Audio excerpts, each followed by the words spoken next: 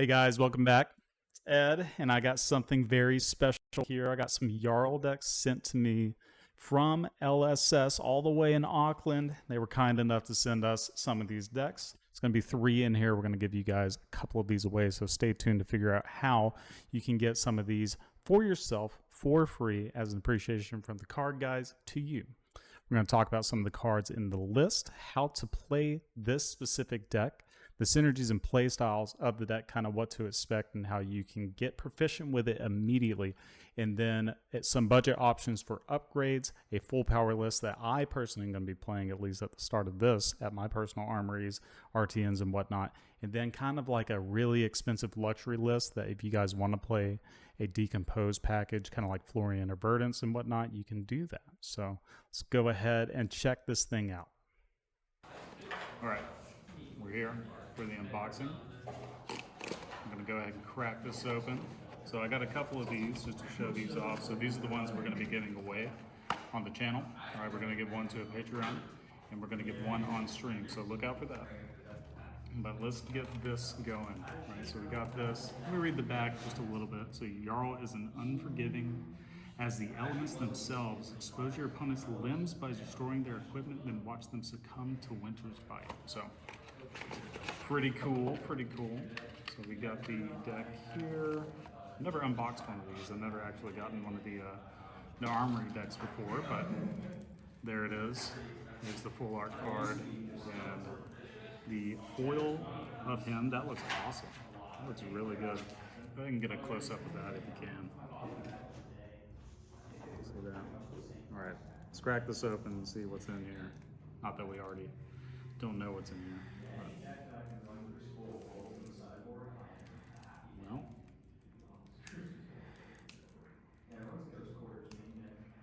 cut the footage.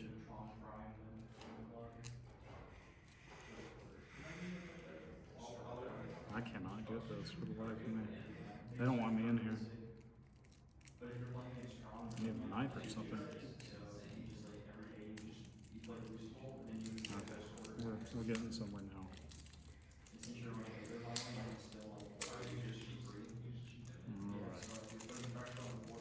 So here it is. My Jarl is unfortunately a little bit nicked, but that's okay. I'm gonna love him anyway. So there's the Jarl. We got a foil summit.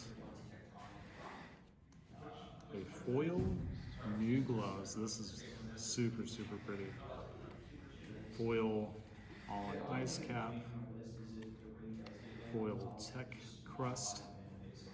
The root bound trunks. Go ahead and sort these properly. Hopefully you guys can see that. See it? Mm-hmm. Yeah. Got the full art card. Let's go ahead and show that. Then a couple of tokens too. So we got some double-sided tokens. That's pretty neat. You got the Surge and for the Embodiment of Earth and Frostbite, and then you have a Surge and an Embodiment of Earth. Okay, so they're really going on that embodiment there. That's right. That's right. Okay, so one foil Frozen to Death, one foil Channel, one foil Crumble. So these are kind of the namesake of the deck is the Crumble and the Unforgiving here, the tutor card, and then you got some these little tokens here. You get the -1s and you got the Frostbite, so you can break those apart. It's all perforated, and then a Steel Grade Buckler to pair with your Summit, and then we're getting into the meat and potatoes of everything here. So Buckling Blow, main way that you're going to threaten the armor, main way you're going to destroy the armor, and the Mangle, your extra Unforgivings, in addition to your foil, some Snow Unders for some Ice Fuse and Disruptions. Same thing with the Icy Encounter Disruption, no Ice Fuse, but on hit Frostbite. We're playing a lot of non-attacks in this list, so the Earthworm makes a lot of sense in that case. Then we got our Glacials. So this is all of our reds, just to keep that in mind. So now we're getting into the blues. The Glacials, which we'll talk about later on in the video. Very good card, very consistent, one of the mainstay staples. The Emerging Avalanche, so this works very, very well with the Earthworm, being a non-attack action. It comes at 4 block. Strength of Sequoia, another non-attack action that gives you benefit. That's where that Seismic Surge is going to come in, at least in this deck list. 3 exposed to elements, so instant speed way to catch your opponent off guard and destroy their equipment. Your other 2 frozen death, we'll put these up here, just like that. That is an amazing foil. Same thing with the channels, amazing foil. And then lastly, here out of the foils, through crumble to eternity, right? And then some 3 blocks here, Polar Blast. I've been liking this a lot in testing, being able to give your opponent frostbites and also force them to pay to not have dominate on one of these critical attacks here. Winter's Bite to disrupt your opponent, the Amulet of Ice to have your payoff for the fuses and also disrupt your opponent, some Autumn's Touch here for some 3 block and ice or earth consistency. Strong Yield makes your summit better. When it comes in for 7 with the on hit of make a frostbite, that's pretty good. And then lastly, we have Sigil Earth. So more ways to make the embodiments to be able to capitalize off of all of these cards that are non-attacks. So yeah, I'm super excited to play this. It's going to be a lot of fun, and we'll show you guys the rest of this. I think there's a QR code on the back, so next part of the video we're going to show the website that this is going to take you to. All right. So when you scan that QR code in the deck box, you will be brought to the fabtcg.com website here, where you will be greeted with Jarl, Summit, and Mangle.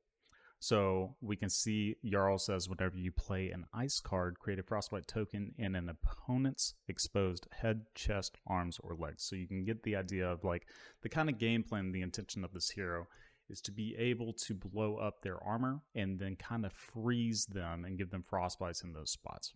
He has the essence of earth and ice, so you're going to have a huge card pool to play around with. So lots of ways to build the deck. There's going to be a lot of options and whatnot. We'll show you guys a few options there. Summit, super cool art. It does cost 6, so that's kind of a tall ask in a lot of situations. But because of the new heavy mechanic, you can play an offhand with it. So you can play something like a Stalagmite, which we'll talk about in just a little bit, as one of the upgrades to be able to kind of disrupt your opponent. And then once you use your shield, you can start swinging for 6 and then presenting some disruption once you know that they have an exposed piece of equipment, right? So pretty good weapon overall. The cost is a little high, so you're going to want to play and build your deck around being able to not have to use this very often until a little bit later into the game. But once you get late game, this card can be very, very strong. Then lastly is Mangle. So we have the Jarl in the art as well. This is a card that came out in Crucible. Been around for a while. It's had its heyday here and there. I've definitely been beat up by this card before, especially in like a Starvo meta and whatnot. But yeah, it's a crush effect that says destroy target equipment they control with a -1 counter. So again, we're going to be playing towards that kind of equipment destruction style, right? And it even says here, breaking his foe's equipment beyond repair, exposing their bare flesh to the unforgiving cold of the elements, right? Which kind of ties into the hero power here. So scrolling down, you'll see a how to play video here. So this is kind of a demonstration. This is on LSS's main website, or not website, but the YouTube, to where you can kind of see the devs play against each other. I'm not going to spoil who wins, but it is a very good watch, and it's not a super long watch. So, you know, it's not going to be too much time out of your day, and it's very entertaining for sure. The end of the game was kind of climactic for sure. So as we go down here, we can see some of the cards that are in the deck in the precon itself, some of the new cards here. So Unforgetting Unforgiving is a Jarl specialization that allows you to tutor or go search your deck for a Mangle card, but only if your opponent has a -1 counter on their equipment. Now, there's multiple ways to do this. Generally, it's attacking with some disruptive piece to where they give a card plus a piece of equipment to be able to, you know, stop whatever relevant on hit that we decide that we want to send to them. That's kind of the traditional Guardian way. But when you're playing Jarl, you will notice that like a good amount of your opponents are going to try to not use their equipment in that way very often, as to, you know, not allow you to have the extra benefit of effectively drawing another card. So the way that we kind of get around that is Crumble to Eternity. So similar art here. These are kind of a pair, makes sense. So whenever this enters the arena, you may put a -1 counter on an equipment. So any equipment that you choose, it could be arms, gloves, anything like that, obviously. Grasp of the Arknight, for instance, like this is a pretty popular card now, and it's a class that you're going to see a lot, the Rune Blades, being able to put a -1 on their grasp and effectively deny them 2 health kind of throughout the game and like denying on hits. Pretty great. Then not only does it give a -1 counter, but at the beginning of your action phase, destroy this, then your next attack this turn gets dominate. So very, very key piece of text there. That dominate is going to be a big deal, especially when you are blocking with your Unforgetting, and you can go get a Mangle, and then you automatically have a way to give it dominate and threaten their armor, right? So that, and then it also works with your weapon. So if you're playing Summit and it's at 6, you can attack with Summit for the full 6, right? And they will only be able to block with the 1 card, and you can almost guarantee that they will be getting a Frostbite. Also works on Command and Conquer. That's a pretty popular one as well. So lots of options there. Then lastly, this is a card that's been out since Tales of Aria. Great card. Just kind of fits the curve. It's a great blue, so it's a 6 cost 8, 3 block that whenever you fuse it, it gets dominate. So more evasive damage. This is a good way for you to close out the game. So good text here says, pitch this with an ice card to swing your weapon. So, that's the 2 blues to swing your weapon. Then when you draw them again, the opponent's life is low, finish them off, right? So this kind of teaches you kind of the play pattern of, hey, I'm like just unintuitively pitch stacking, but it's something that you kind of learn and you need to learn to be able to level up in the game. So great finisher. This is a card that I can definitely see playing reds of as well. There's reds and yellows of this. Only blues and only reds for these guys, but they're very powerful cards. It's also Ice and Earth that works with your Oakenold, so that's a card that you're definitely going to want to upgrade. It's going to be in every list that you see from us.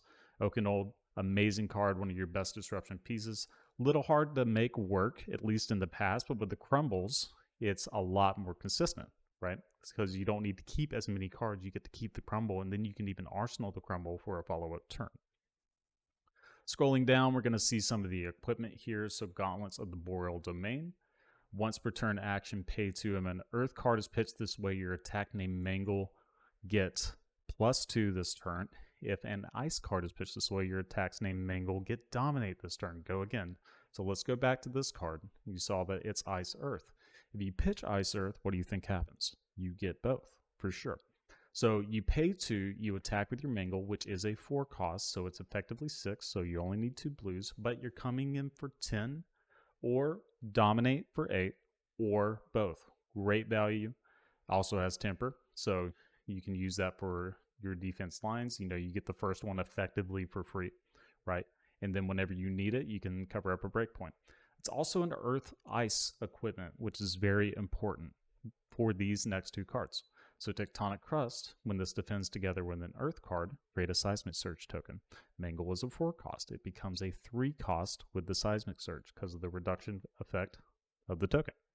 So being able to use this to kind of capitalize with a combo of you block with your Unforgetting, block with a couple of more cards, keep a blue, you blocked with your Tectonic Crust, you're able to attack with your Mangle or a Buckling Blow or whatever else you can think of for 1 less. And it works with the Gauntlets. So great value there. Also all in Ice Cap, kind of the same idea, not for a reduction effect, but for attacks on your opponent. So whenever you defend with an Ice card, with this card, you give them a Frostbite token under their control.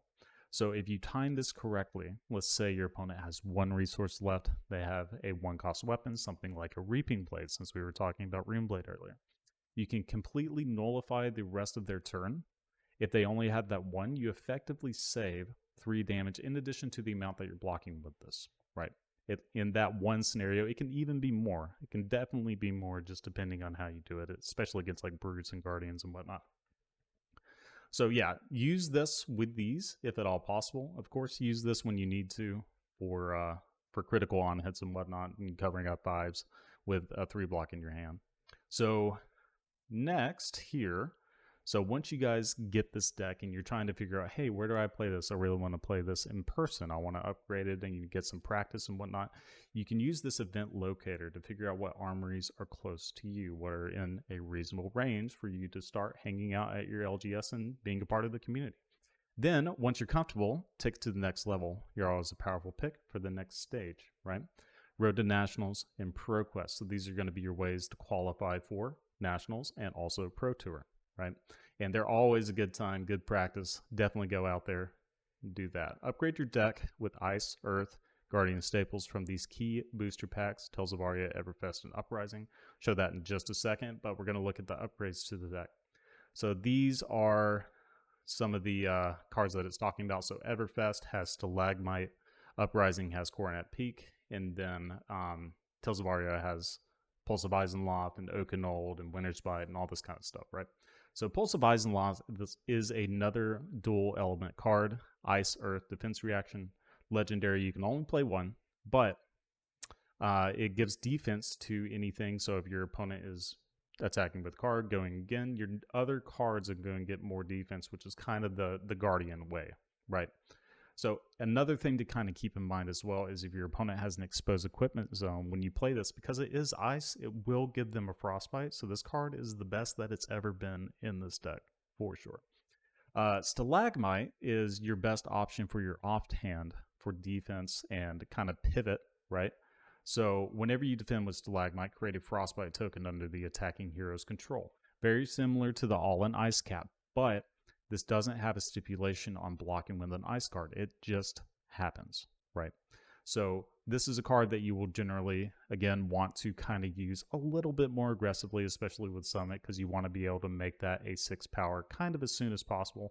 I wouldn't throw this willy-nilly, right, and just get no value out of the Frostbite, but if there are situations where you can use it early, or there's like a high chance that it can probably stumble your opponent a little bit or keep them off in the arsenal, I would go ahead and do that. Whereas in the past with something like Oldham in the back, I would use this generally at the end of the game when I can do a proper pivot. So kind of interesting there how it grows your weapon. Go ahead and use this whenever you need to in the early game, and then kind of capitalize off that, especially when you know they're about to blow up their equipment or you are going to blow up their equipment, right? In the Coronet Peak, this kind of sums it up entirely here. Summit is expensive. It pays to have another move available that only requires one card. So pay 3, target hero discards a card unless they pay 1 no-go again. But effectively, when you block with 3 cards, you're kept with 1 blue. Then you need a way to kind of keep your opponent on the same level as you, kind of disrupt them and make the game a little bit more fair, a little bit slower, which kind of pays into Jarl's game plan. Slower deck makes sense. So the booster packs, we talked about that just a little bit. So Tales of Aria, Everfest, and Uprising are going to be your sets that you're going to want to get if you want to start building a collection. So these are all the legendaries and whatnot that you can pull from this. Again, Oakenold and Winter's Bite, Frostfang. There's a lot of cards in Tales of Aria that you can definitely play. Everfest, the main chase, is going to be Stalagmite. There's also a lot of good cards just in general because it's another elemental focus set. And then Uprising is Draconic and Ice, so there's a good amount of ice here. So the primary one that I kind of look to is Arctic Incarceration. So that is a give your opponent 3 frostbites. If they have an exposed equipment piece, it's 4 frostbites. So it's a good way to kind of say, hey, slow down, let's get back to a reasonable game state where we're going back and forth and you're not just beating me up, for sure. Then lastly, we have the deck list here. So you guys can click this, see the entire list before you buy, or you can take that, you can put it into some deck builder website like Fabtcg, kind of look at the cards, get an idea of how it plays, maybe test it a little bit, and then kind of make your edits and do some deck building things there. So speaking of deck building, we'll go ahead and transition to the budget, the kind of full power list, and then what I call a luxury list, which is going to have some more decomposed cards. They're a little bit more expensive nowadays, but these are all going to be great options for you upgrading to be able to be competitive at your armories and then eventually the RTNs and Progressed. So we'll go ahead and go to that part of the video. So moving on, so we have some armory deck upgrades here. This is kind of the budget list, right? So I know when you guys look at the price, it's a little bit more. So you have this 314 here. Now, at the time of recording, some of these cards aren't going to be populated with the prices just because it is absolutely brand new, right? But still, 300 versus some of the higher prices that you'll see in just a little bit is a little bit better for your wallet for sure. So here you can kind of see we did implement these upgrades that they were talking about here. Coronet Peak, Stalagmite, and then we have the Pulse of Loft. So Coronet Peak and Stalagmite, because they are legendary, is going to cost a little bit more, but you're definitely going to want those cards.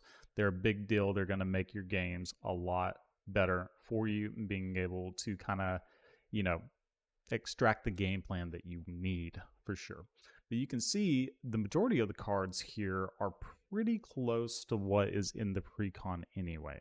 So you have your Unforgettings, your Autumn's Touches, your Channels, Crumbles, Frozens, Buckling Blow, Mangle, Oak and Old, new ones. So this is, if it was fused, you have to do both, right? Earth and Ice fused. But if it was fused, it gains +2 Dominate, and if it hits a hero, they put 2 random cards from their hand on the bottom of their deck in any order. So this is the best piece of disruption in the deck that you can possibly have. This is very easy for you to just go ahead and arsenal, because you will likely see one of these Crumbles or the Pulse, right? To be able to have that as a pretty good follow-up, assuming that you have enough blues. We are playing 34 blues, so for Guardian standards, that is a little low, but for the most part, the way that we're going to be playing is with 2-card hands as much as possible, especially with using the Tectonic Crest like we talked about, to be able to make a Seismic Surge, to be able to play things like Buckling Blow. We also have the Snow Under that's in the pre-con for you to be able to Ice Fuse. Whenever it's fused, when this hits a hero, create a Frostbite token under their control, right? So some more disruption. It is a 7.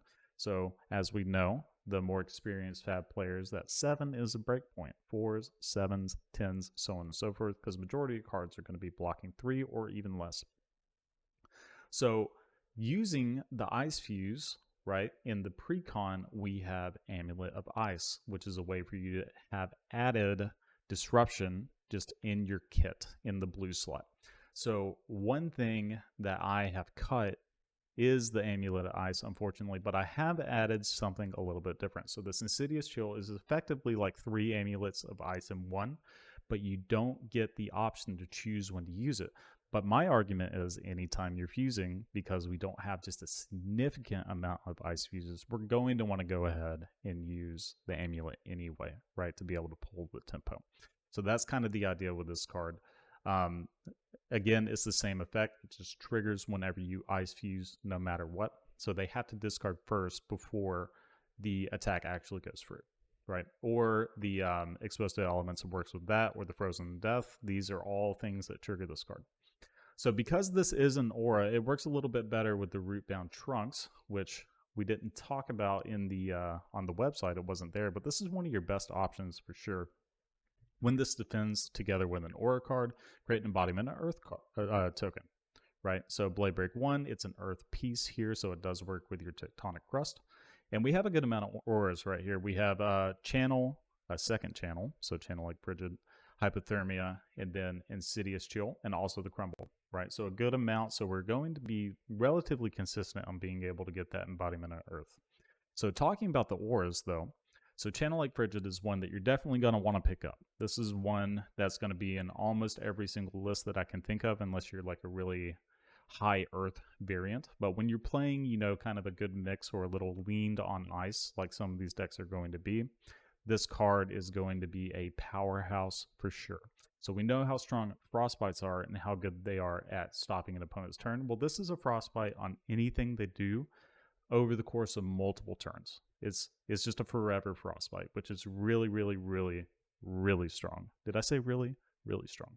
So you're definitely going to want this, and because we have so many ice, we're going to be able to keep it around for 2, maybe even 3 turns in certain situations. The other aura here is Hypothermia. So attacks you control can't gain Go Again. This is an Affliction aura, so we don't really see this card type very often, but it comes into play under an opposing hero's control. At the beginning of your end phase, destroy Hypothermia. So we play it, doesn't have Go Again, but it says, hey, if you're a very heavy Go Again deck that is conditional, right? Cards that say, if you made a aura this turn, it gains Go Again. Like you're going to see that against a lot of Runeblades. This will say, hey, that card doesn't do exactly what you need it to anymore. So great option here. And because we're playing so many of these auras, like Channel, Crumble, all these other things in Insidious Chill, we're also playing another tutor or a searching card. Search your deck for an aura card with cost X or less, put it into the arena, then shuffle. Imposing Visage is a great utility tool.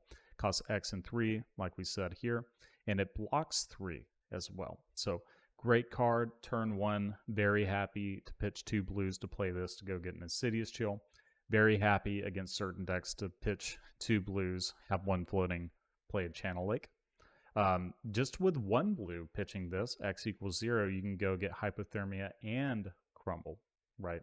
So not at the same time, but you get the options. So there's a lot of tools here that are really good. The only one I wouldn't get is the Channel because it doesn't trigger, right? Because you want to be able to play it and trigger giving them a Frostbite because this is kind of a late game card. This card can just randomly kill your opponents. I do think it's very good in certain situations, especially if they're at 2. You can play a Channel. You can play another ice card that disrupts and then just pass the turn and they die. So it's a great card. So yeah, the idea with this is we are being somewhat defensive. We are playing the buckling blows to kind of force out some of the equipment. They'll either block their hand, which is great, or they block with their equipment to go ahead and get the value out of it before we buckling blow. Right. And then we'll finish off with cards like Oakenold. We'll use the Mangles in tandem with the buckling blows, of course, but finish off with like Oakenold and then pull tempo back with Snow Under, right? And the rest of the cards are just kind of your generic things that are already in the deck besides Fruits of the Forest. I think this is a card that everybody should be looking into just because it's so good turn 1, being able to instant speed gain 2. And then it's one of your best Oakenold fuses if you don't have a Crumble. Right, so if you have Oakenold, you have an ice card. It doesn't matter what the ice card is because they're all pretty good in your arsenal.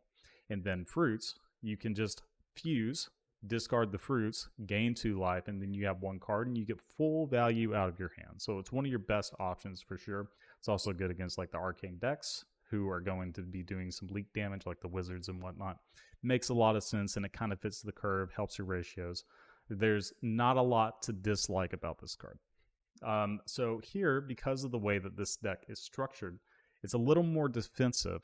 So we're playing more along the lines of I'm going to block with 3 cards and I'm going to do a 1 card play, whether that's Coronet Peak or Hypothermia, just playing that on your opponent, or something like Arctic Incarceration. So we talked about that a little bit in the previous segment where this is an uprising, so create 3 Frostbite tokens under your opponent's control. No go again, but when you give your opponent 3 to 4 Frostbites just with 1 card, a lot of times your opponent can only do 1 thing or maybe nothing. And then they let you have a full hand to be able to do whatever you need to do, right? And when we are able to pull that tempo, cards that we're going to be using are things like Glacial Footsteps, where we get the Ice Fusion, comes in for 10, and then we are triggering our Insidious Chill. So hopefully all that makes sense, how it kind of comes together. We have some other tech options here. So this card is in the precon as well. 2 cost for 6. When this hits a hero, create a Frostbite token under their control.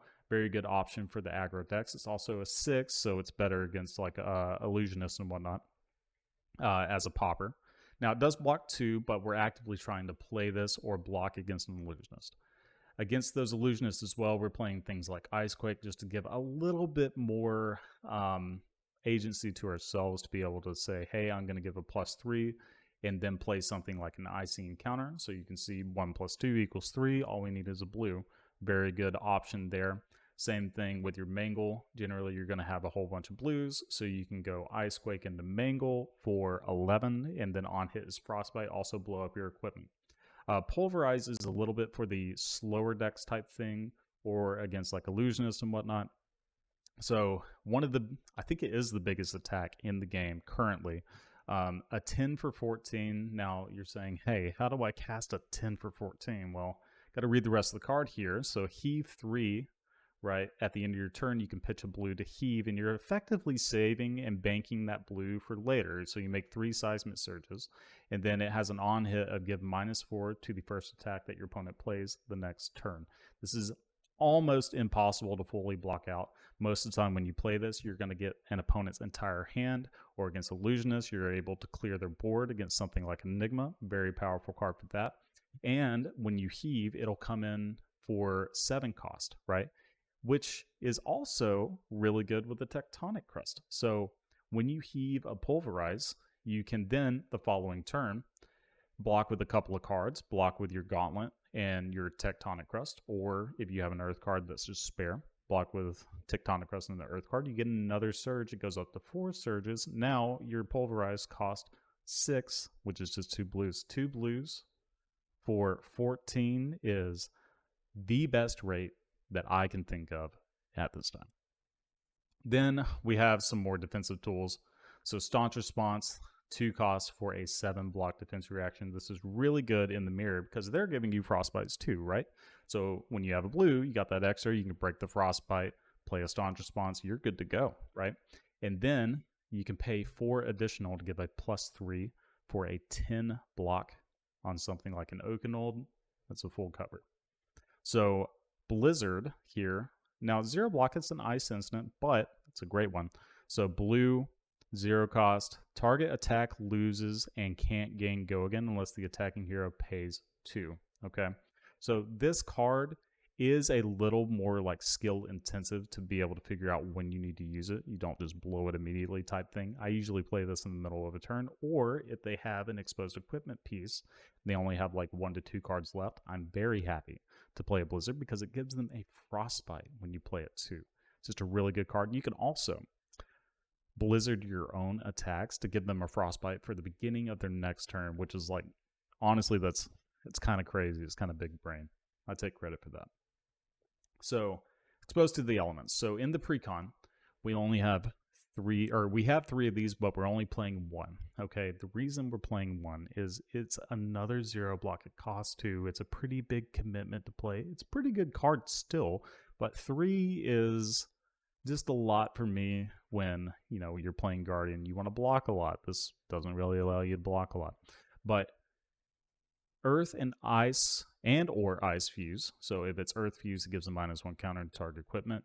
If it was Ice Fused, destroy equipment with 0 controlled by the target unless they pay 2. So you can kind of see the aspects of both of the elements there.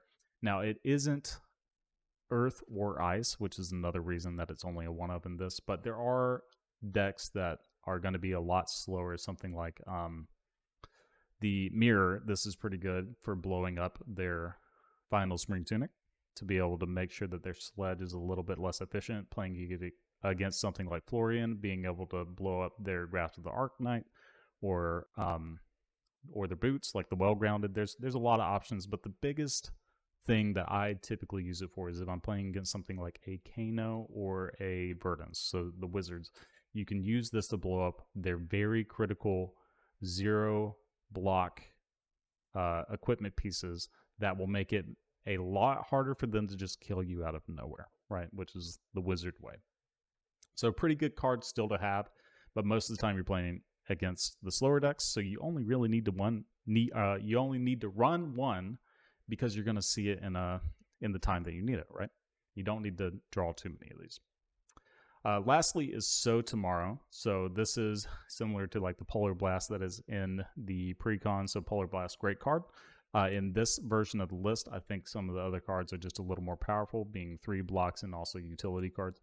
This is similar effect to where you play it from Arsenal, you draw a card, but this allows you to recur very critical pieces of like deck damage and whatnot, I'll call it that.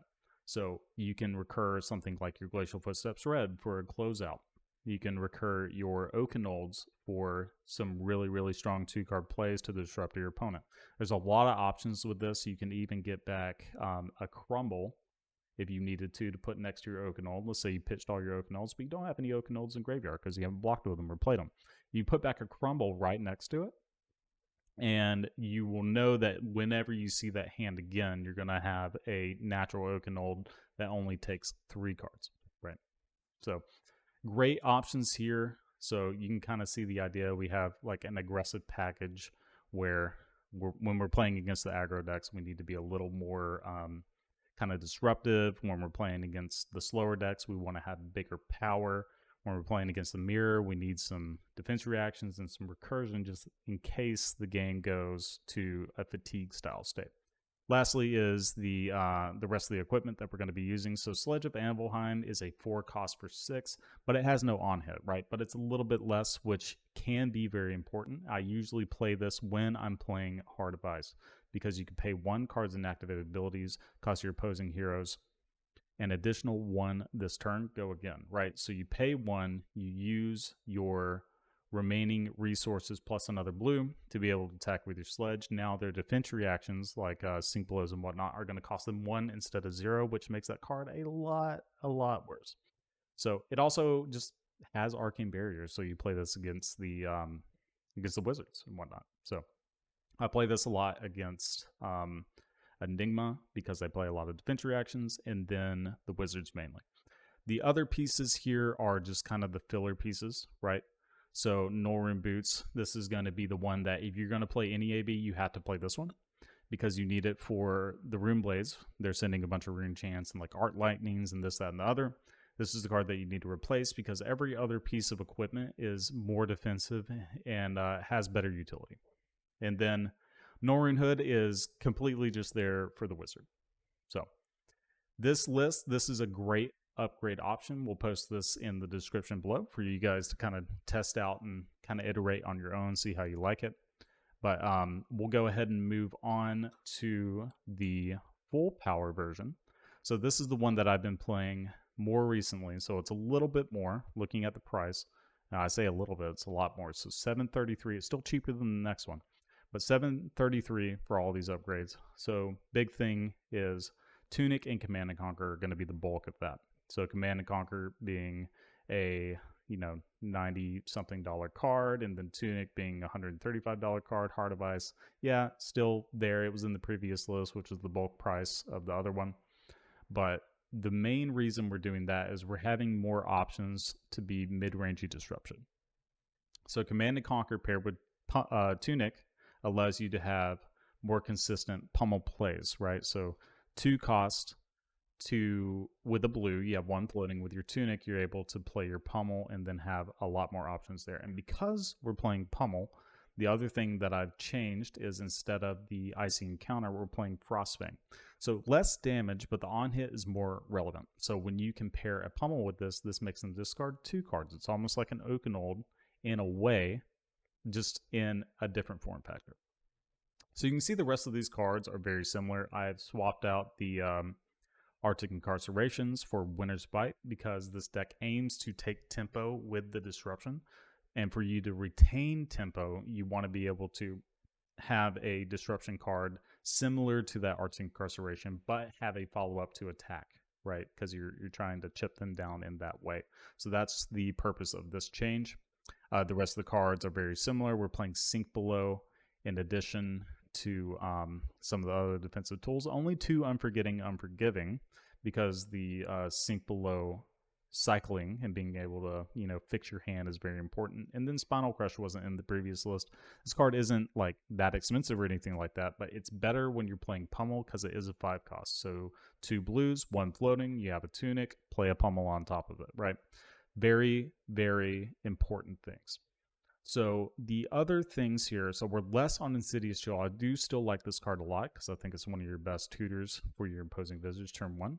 But you don't need 3 because that's not our lean to the game plan. We're not playing the Snow Unders or anything like that in the previous list, so we don't have as many ways to capitalize off of the trigger of the Insidious Chill.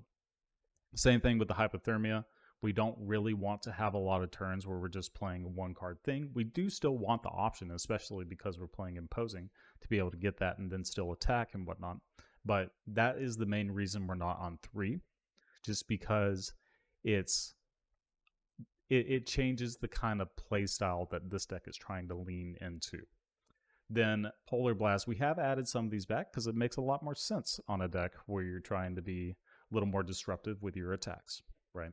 But otherwise, it plays very similar to the other one. You're just trying to really set up a pummel play at some point in the game, preferably on a Command and Conquer or a Frostfang or even an Oakenold Fused. And then you're able to generally win the game from there if you can have a really good turn like that. The rest is the same. Sledge is also significantly better with Tunic because every 3 turns you're going to be able to 1-card Sledge, right? So pitch a blue, use Tunic, and then swing for 6, especially in the mirror. It's a huge deal, huge deal. So that's the gist of this deck.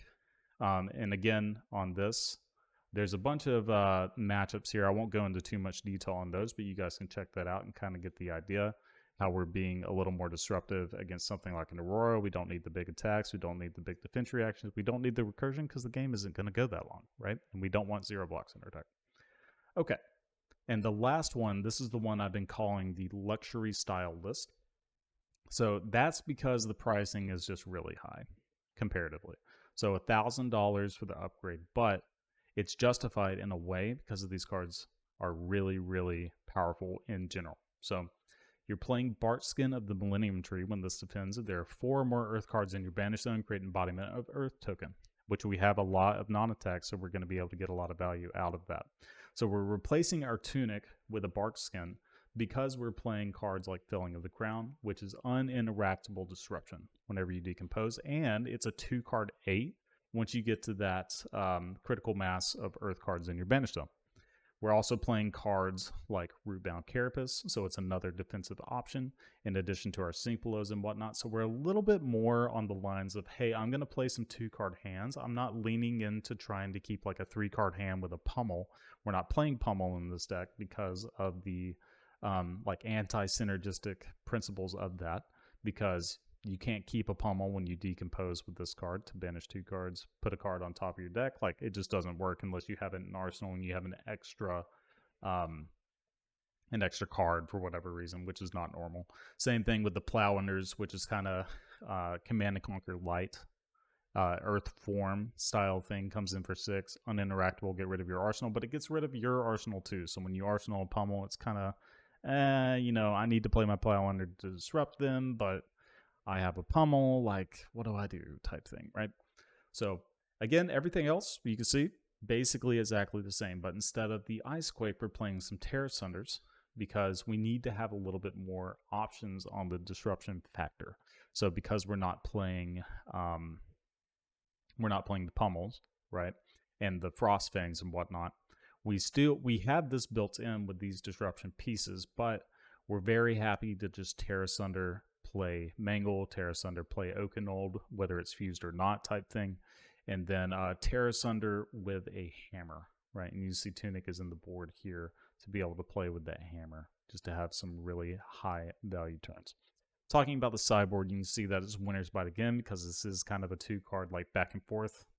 And whenever you do gain tempo, you want to be able to Winter's Bite them and then play something else. Winter's Bite into Felling of the Crown is one of the most insane plays you could possibly do against the aggro deck. It'll win you the game. Like, not instantaneously, but pretty close to it.